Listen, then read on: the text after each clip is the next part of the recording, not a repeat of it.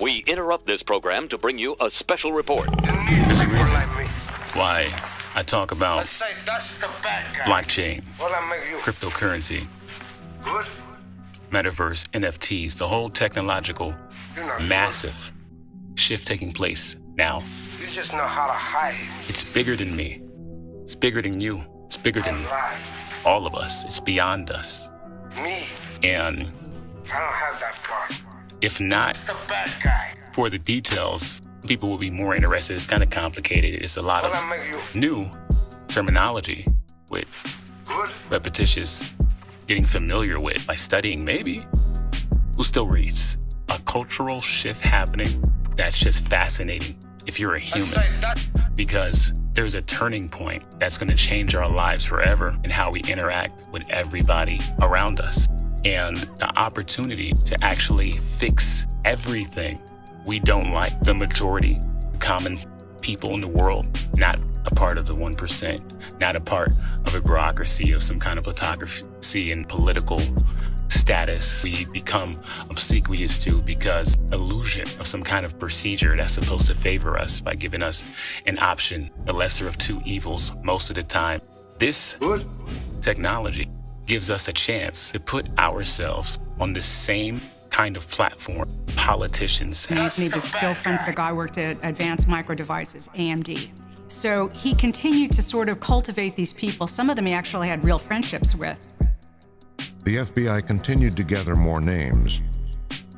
And when agents Carroll and Shavs sat down at FBI headquarters to compare notes, they realized there was more corruption out there than they had suspected. CEOs of million, billion-dollar businesses have. Because what's happening is real estate in the physical world now exists virtually in the digital world on the blockchain. Due to the relation being integrated between physical and virtual, it's becoming one. Now, virtual power that one can have by doing business on the blockchain, building applications on the blockchain.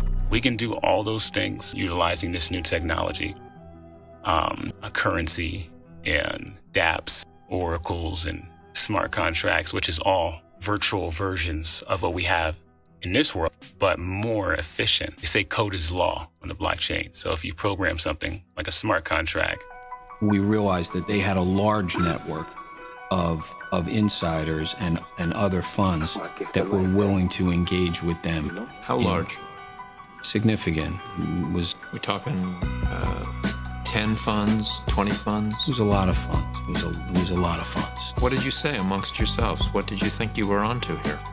We likened it to the first Jaws movie, that we're gonna need a bigger boat. This was a bigger shark than you bargained for. It sure was.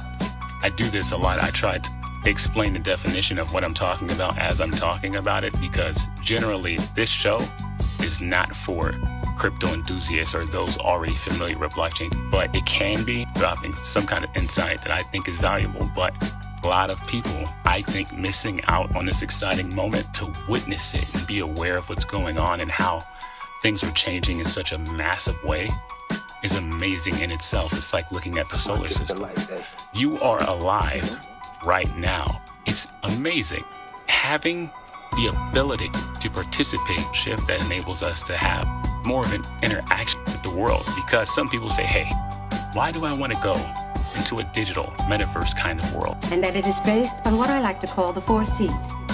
I'd have to build a new world. There's already this one I'm living in. It's fine. I would say the virtual space is an extension of who we are here.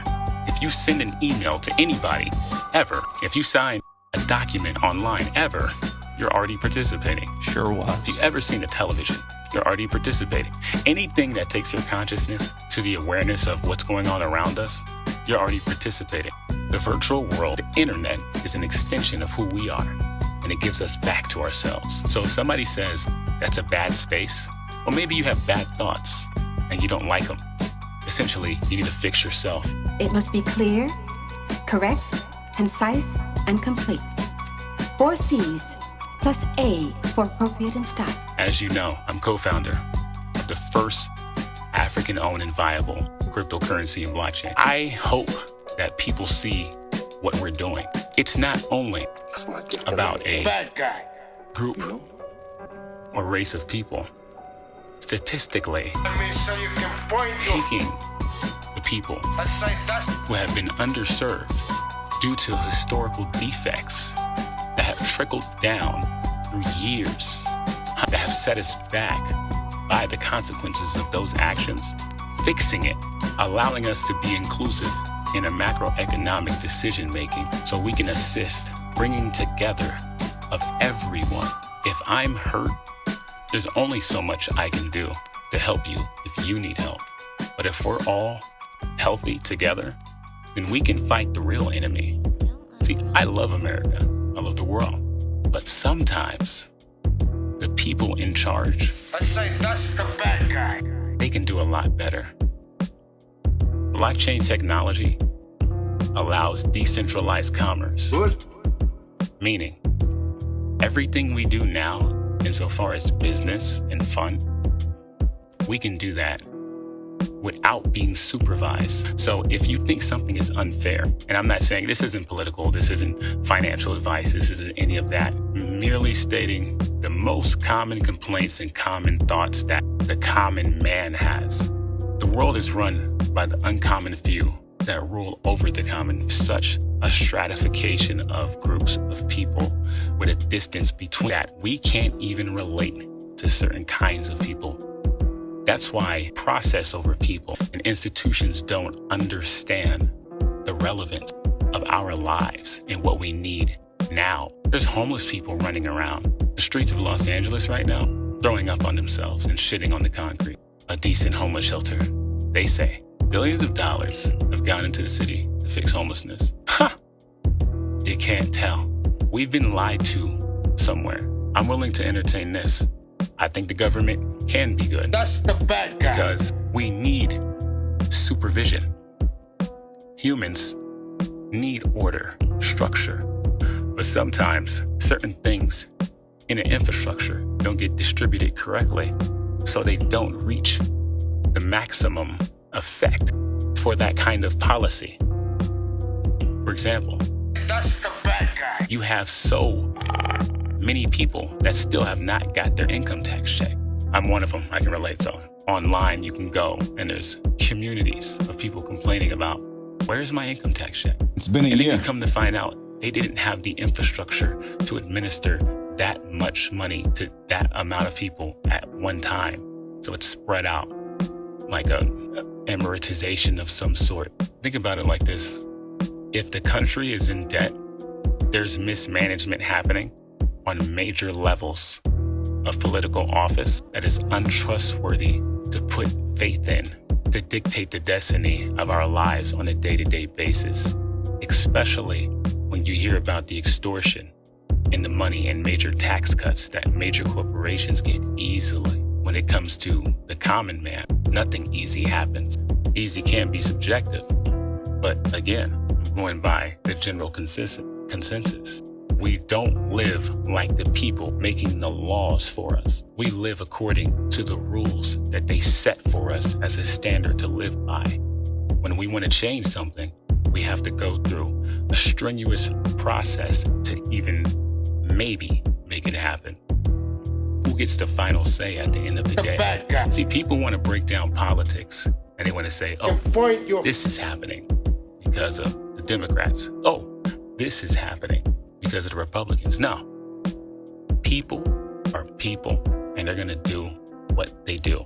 Greed is the most political thing I've ever seen in my life.